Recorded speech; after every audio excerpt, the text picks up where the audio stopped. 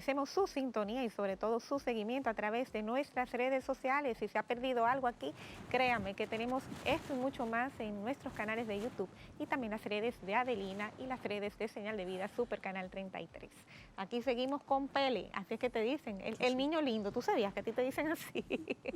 Esa parte no, pero Ay, Pele sí, me decía. mi niño lindo. Ah, Ella bueno, sabe eso sí, quién sí, es. sí, Es sí, que eso sí. es Ojela María, Sí, tu hermana. mi hermana. Ella dice mi niño lindo. Y digo yo, pero yo ¿cuál soy de su hermano todos? mayor, pero ella me ella dice. te dice su niño lindo. Ay, mi niño, mi niño.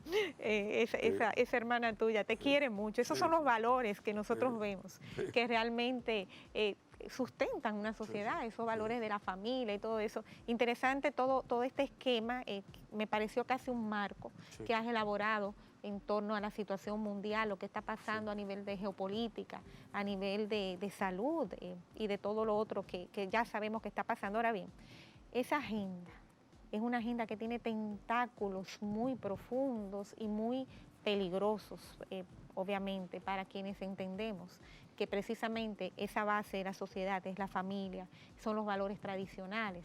Mira, Adelina, los grupos que están promoviendo ese esfuerzo de despenalizar en el Código Penal el aborto, en las llamadas 3 causales, en realidad responden a una agenda internacional.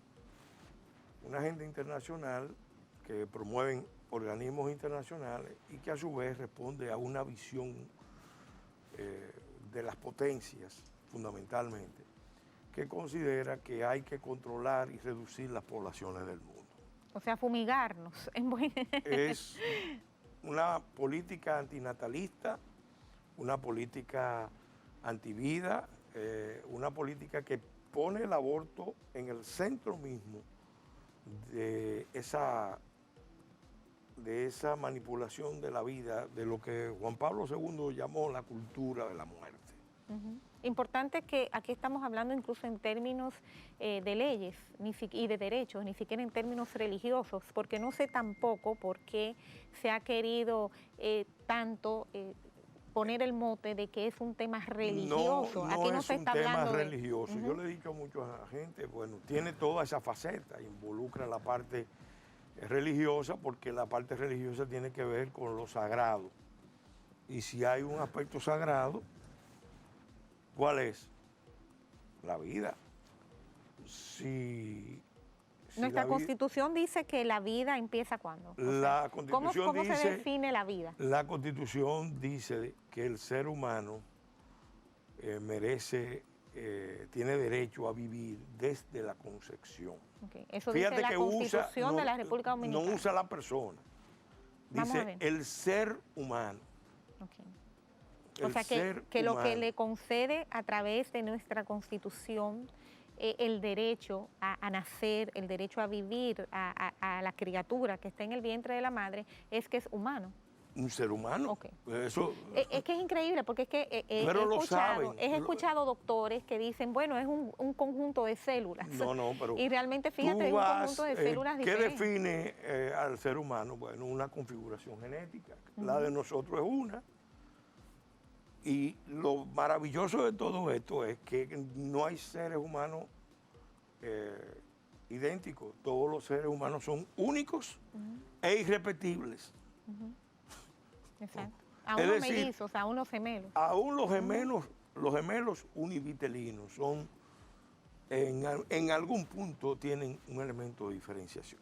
Entonces, nuestra Constitución protege y le da derecho a nacer al ser humano. Al ser humano. Al ser humano, importante. Entonces, desde la concepción. Para modificar eso. Entonces, para modificar eso, se tendría que plantear una reforma constitucional.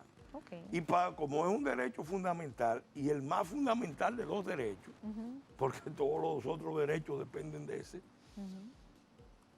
entonces tendría que hacerse un referéndum. ¿Qué significaría? Vamos a hablar del referéndum. No, pero ellos lo saben y a pesar de eso insisten, porque ahí están los grandes poderes. Pero tendría que votar, perdón, Peregrina, no, la todo población. El universo, todos los ciudadanos. Okay. Todos los ciudadanos tendrían que ir como si fuera una votación. Tendrían que votar para modificar la Constitución.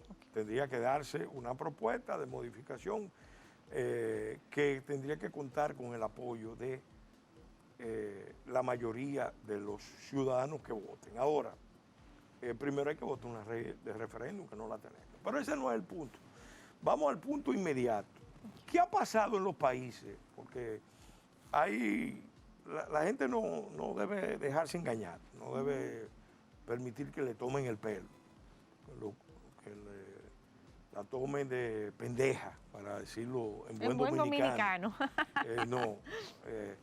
En todos los países donde se ha planteado el tema de las 3 causales, en realidad lo que se están planteando son 3 excusas para empezar el proceso.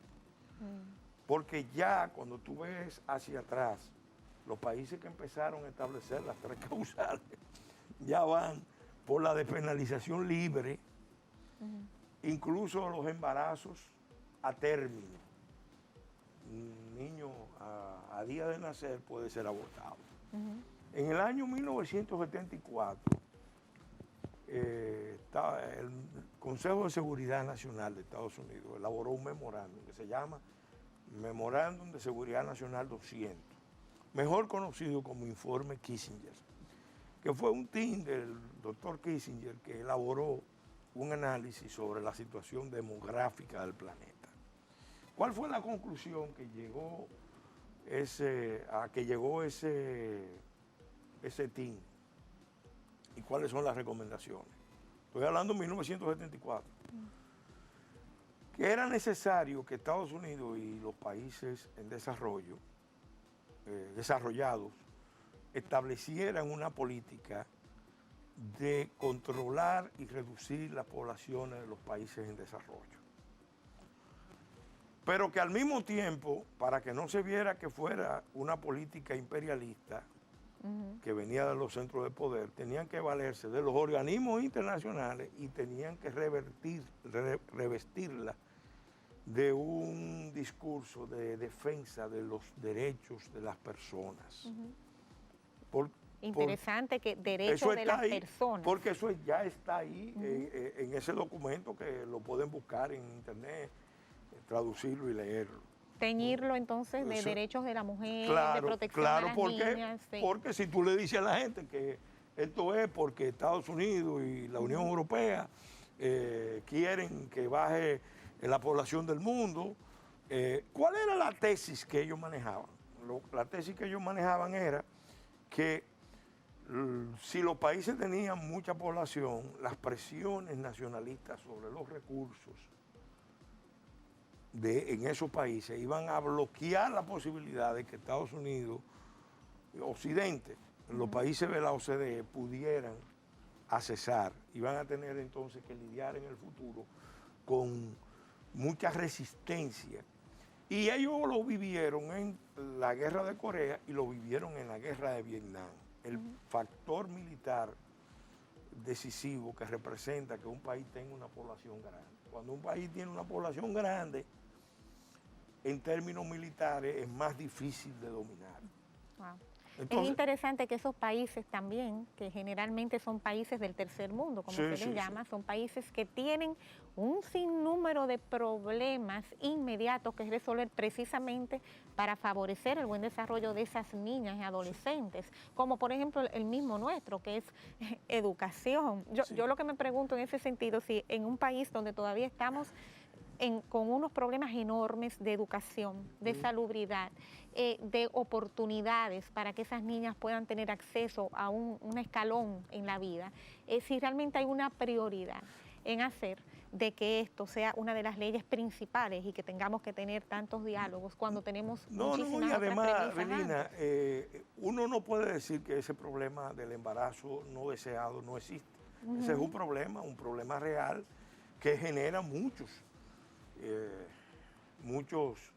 elementos de preocupación legítimos, que la gente se lo plantea, porque nadie dice que es un problema fácil de resolver, es un problema real. Sí, claro. Ahora, lo que estamos diciendo es que la solución no es el aborto.